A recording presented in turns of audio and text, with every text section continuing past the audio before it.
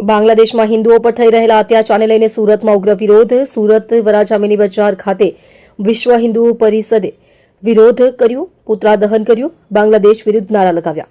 બાંગ્લાદેશમાં હિન્દુ યુવકની ઘાતકી હત્યા કરવામાં આવી હતી, જેના પડઘા ભારતમાં પણ પડ્યા છે. ત્યારે સુરતમાં પણ લોકોએ વિરોધ નોંધાવ્યો હતો. સુરતમાં રોડ પર બાંગ્લાદેશ મુર્દાબાદ લખેલા પોસ્ટર લગાવીને લોકોએ વિરોધ નોંધાવ્યો હતો. બાંગ્લાદેશમાં બળવા બાદ તત્કાલીન પ્રધાનમંત્રી શેખ હસીનાને પદભ્રષ્ટ કરી દેવામાં આવ્યા હતા અને તખ્તા પલટ બાદ બાંગ્લાદેશની કમાન યુનુસ મોહમ્મદને સોંપવામાં આવી હતી. જોકે યુનુસ સરકારમાં બાંગ્લાદેશમાં હિન્દુ પર અત્યાચાર કરવામાં આવી રહ્યો છે.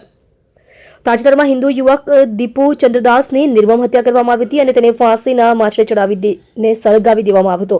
આ ઘટનાના ઘેર પ્રત્યાઘાત ભારતમાં પણ પડ્યા છે. ભારતમાં લોકોમાં રોષ જોવા મળી રહ્યો છે. ત્યારે સુરત શહેરમાં પણ લોકોએ વિરોધ નોંધાવ્યો હતો. લોકોએ બાંગ્લાદેશના વડાપ્રધાનના ફોટા સાથે બાંગ્લાદેશ મુર્દાબાદ લખેલા બેનરો રોડ પર લગાડીને વિરોધ નોંધાવ્યો હતો. વિરોધ નોંધાવનાર કાર્તિકભાઈએ જણાવ્યું હતું કે બાંગ્લાદેશમાં જે રીતે હિન્દુઓ પર અત્યાચાર થાય છે, ત્યાંમાં દીકરીઓ પર અત્યાચાર થાય છે, ત્યાં મંદિરો પણ તોડી નાખવામાં આવે છે. દીપુદાસ નામના યુવકની હાલમાં હત્યા પણ કરવામાં આવી હતી, જેનો અમે ઉગ્ર વિરોધ કરીએ છીએ. અહીંયા બેનર લગાડવામાં આવ્યા છે જેના પર લોકો થૂકે છે અને તેની પર લાતો મારીને વિરોધ નોંધાવે છે. વિપુલ મિશ્રાએ જણાવ્યું હતું કે બાંગ્લાદેશમાં હિન્દુઓને ટાર્ગેટ કરવામાં આવી રહ્યા છે, જેના વિરોધમાં બાંગ્લાદેશ મુર્દાબાદના બેનરો લગાડ્યા છે. સરકારે આ મામલે કડક કાર્યવાહી કરવી જોઈએ.